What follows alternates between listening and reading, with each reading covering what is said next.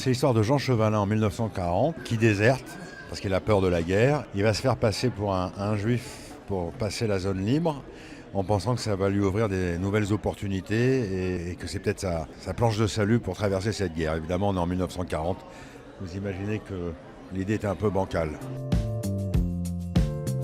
Détourner les préjugés pour les tourner après en ridicule. Ces préjugés ont la peau dure. Aujourd'hui, on les entend beaucoup, ça divise. Il y a une montée terrible de l'antisémitisme. Et il y a aussi cette volonté parfois de relire notre histoire. Moi, les films que j'ai adorés comme La vie est belle ou La grande vadrouille ou La traversée de Paris, c'était des films qui nous faisaient traverser la guerre avec beaucoup d'émotion et aussi beaucoup d'humour.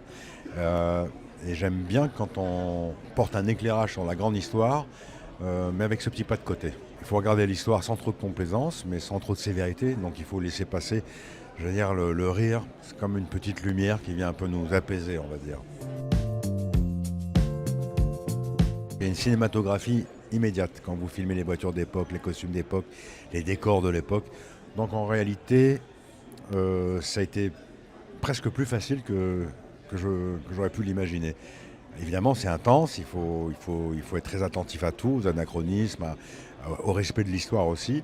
Mais j'ai été aidé par le scénario qui, de toute façon, on avait posé un regard, une réflexion en amont pour pouvoir le raconter sans faire de faute.